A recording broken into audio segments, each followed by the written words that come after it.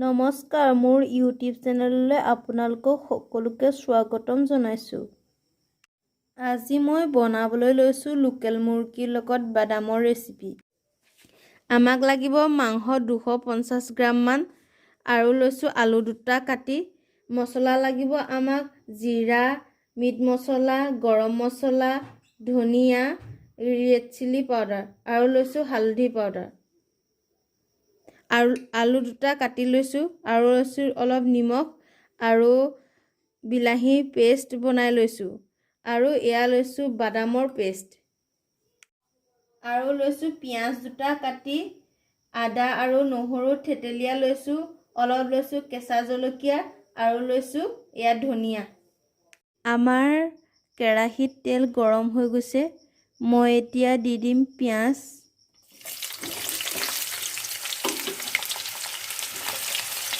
Low to হাই ফ্লেমত ভাজি কৰিব পিঁয়াজ।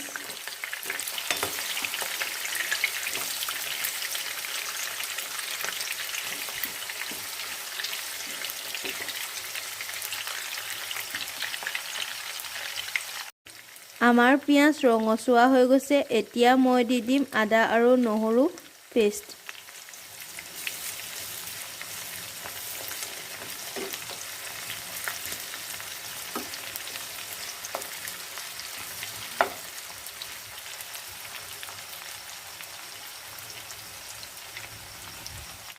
এতিয়া মই মছলা দি দিম। এয়া ধনিয়া গুড়ি দি দিছোঁ, এয়া দিছোঁ ৰেড চিলি পাউডাৰ, এয়া মই দি দিছোঁ জিৰা গুড়ি আৰু দিছোঁ হালধি পাউডাৰ আৰু মিট মছলা দি দিছোঁ।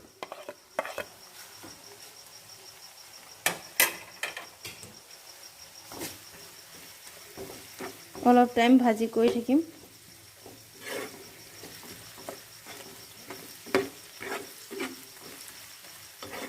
লো মিডিয়ামত ভাজি কৰি থাকিম। এতিয়া মই দি দিম মাংস। যিহেতু আমাৰ মছলাবিলাকে তেল এৰিবলৈ আৰম্ভ কৰিছে।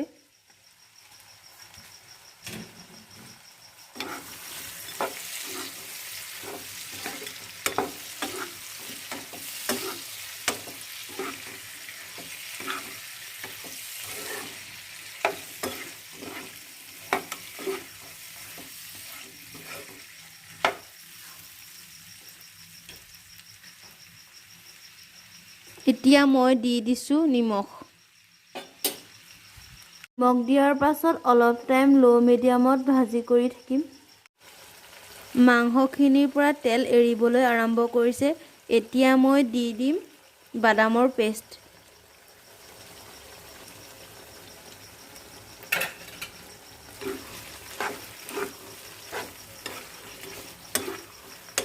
এতিয়া মই অলপ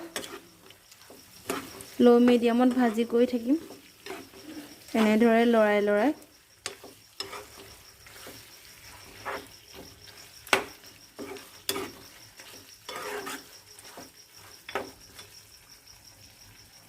অলপ টাইমৰ কাৰণে ঢাকি থৈ দিম।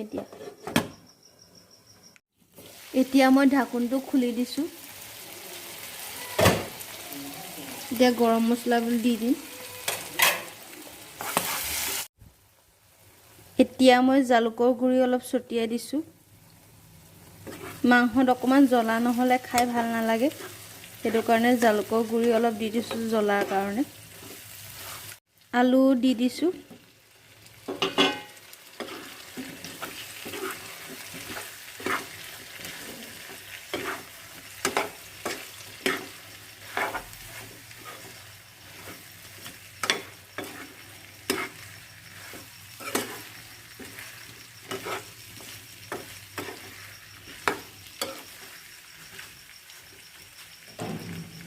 এতিয়া মই 10 মিনিটৰ কাৰণে ঢাকোন মাৰি থৈ দিম।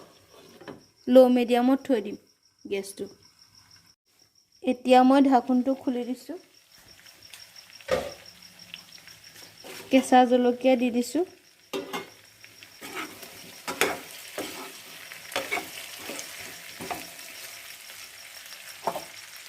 বিলাহীৰ পেষ্ট দি দিছোঁ। এতিয়া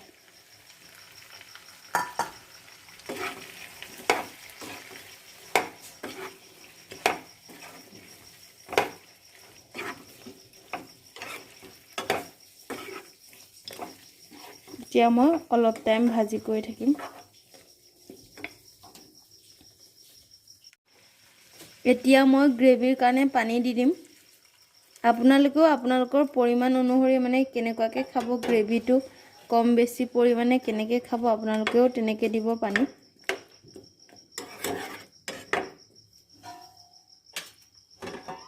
আৰু অলপ দি দিছোঁ মই, আলু সিজিব লাগিব নহয়।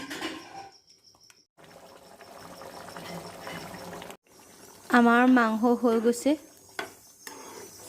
এতিয়া মই নিমখটো চেক কৰি চাম। মোৰ নিমখ জোখতে আছে। আপোনালোকেও আপোনালোকৰ পৰিমাণ অনুসৰি নিমখ দিব। মই এতিয়া ধনিয়া পাত দি দিম।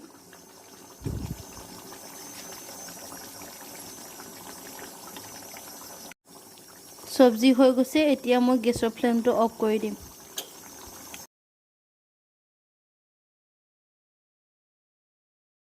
এতিয়া আমাৰ মাংস পৰিৱেশন কৰিবৰ বাবে প্ৰস্তুত হৈ উঠিছে।